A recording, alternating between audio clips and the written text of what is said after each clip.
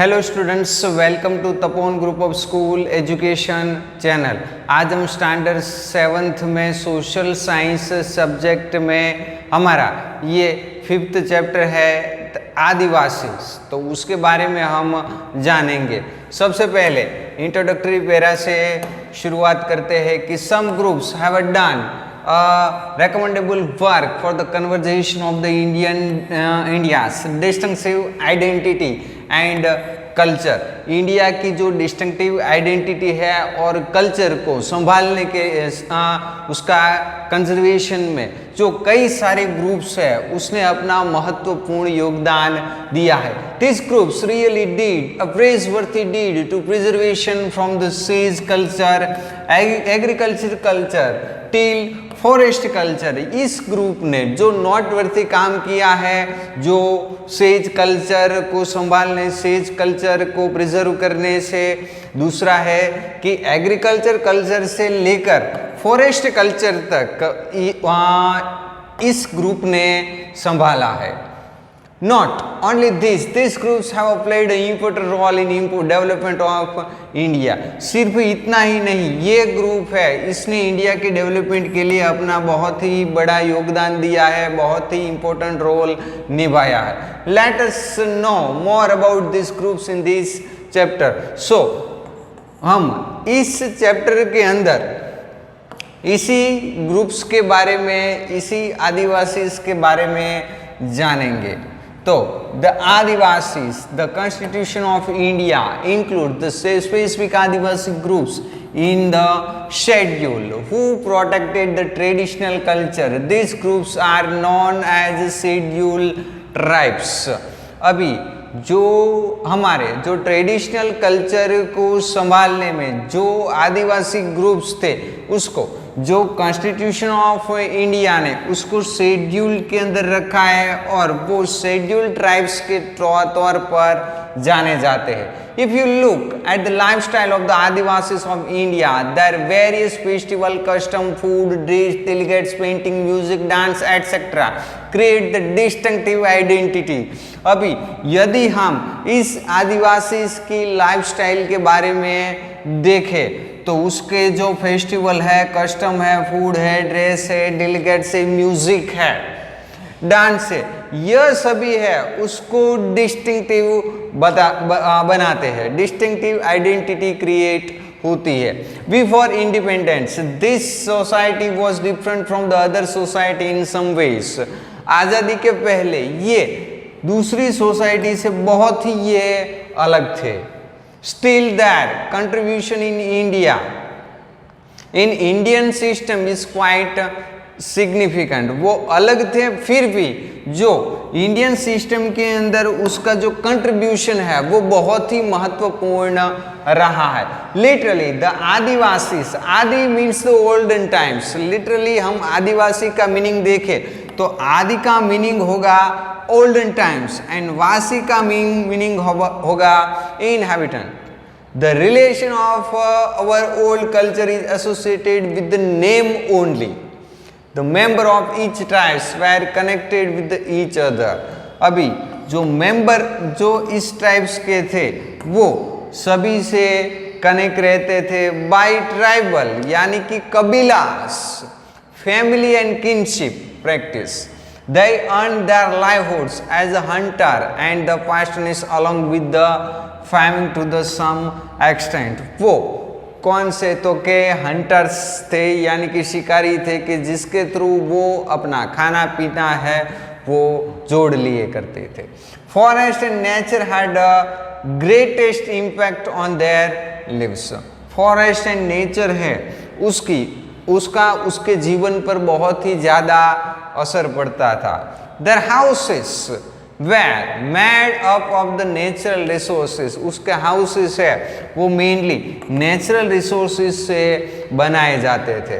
This tribes had joint rights over land and land produce distributed them among the families on the basis of their, वो खुद के rules के तहत ही है जो उसकी जो लैंड होती थी उसको विभाजित किया जाता था।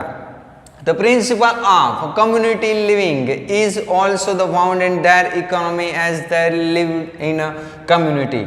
Social equality was seen in different communities और कई सारी communities के अंदर जो social equalities थी वो social equalities भी देखी गई थी. Different tribes develop in different parts of the subcontinents. अलग अलग जो tribes थे वो अलग अलग जगह पर पाए गए हैं. They usually lived in a forest.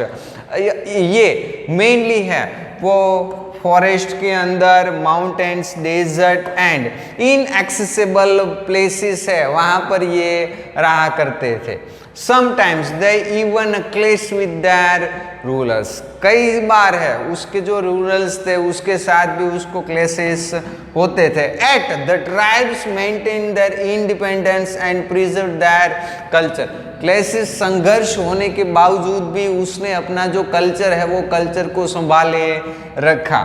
Generally the different communities of India were independent for their needs. अभी ये ट्राइब्स थे वो अपनी ज़रूरत के लिए भी वो इंडिपेंडेंट थे. Due to the independence this tribes changed gradually.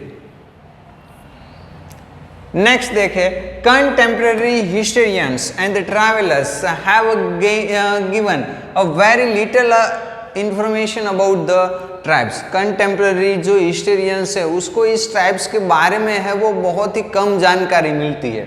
उसका reason with few exception this tribes do not have a written document. अभी हम थोड़े एक्सेप्शंस को दूर करें तो ज़्यादातर है उसके कई सारे रिटन, कोई भी हमें मेजोरिटी रिटन डॉक्यूमेंट नहीं मिलता. This tribes protected their own rich customs and oral tradition. उसने जो मेनली है वो अपना जो on rich customs and oral tradition के थ्रू ही संभाला. This tradition was inherited by the new generation. ये जो ट्रेडिशन है वो इनहेरिटेड बाय द वारस के रूप में मिलते थे. Present day historians also use such oral tradition to write the history of tribes. आज के टाइम में भी हिस्टोरियंस है जो उसका ओरल ट्रेडिशन है कि जिसके थ्रू ही उसको जो हिस्ट्री के बारे में पता चलता है. उसके बाद देखें way of life and culture. तो adivasi community is different from the other community in some regards which creates the distinctive identity. दूसरे लोगों से अलग थी तो इसलिए ये हम कह सकते हैं कि डिस्टिंक्टिव आइडेंटिटी क्रिएट करता था. In some matters their beliefs are similar to the other communities. So कई सारे मैटर्स के अंदर जो उसके जो बिलीव्स थे वो अदर कम्युनिटीज से सिमिलर रहते थे. In the past the tribal community was dependent on the forest product as well as the agriculture for their livelihoods. जो पास्ट के अंदर जो ट्राइबल कम्युनिटीज थी वो forest product as well as the agriculture पर depend रहते थे. The things produced by their art and skills also become the very important source of their income. अभी जो उसके जो आर्ट एंड स्किल्स के थ्रू वो कुछ भी बनाते थे तो वो भी है वो उसकी इनकम का एक सोर्स माना जाता था. The forest product and collected by them also provided them with income. अभी जो फॉरेस्ट प्रोडक्ट है वो फॉरेस्ट प्रोडक्ट भी जो वो कलेक्ट करते थे कि जिसके थ्रू भी वो इनकम जनरेट करते थे. एनिमल हस्बेंड्री है played an important role in their livelihood. ये भी बहुत इंपॉर्टेंट रहा था. नेक्स्ट मेरा देखे कि this tribes peoples living in a different parts of the Gujarat have created a specific identity through their attire and ornaments. अभी जो गुजरात के अंदर रहने वाले जो आदिवासी थे वो मेनली उसके अटायर एंड ऑर्नामेंट्स के थ्रू, अपने कपड़े और आभूषण के थ्रू है वो अपनी डिस्टिंक्ट आइडेंटिटी क्रिएट करते थे. In north Gujarat man used to wear the dhoti shirt and फाड़ियू.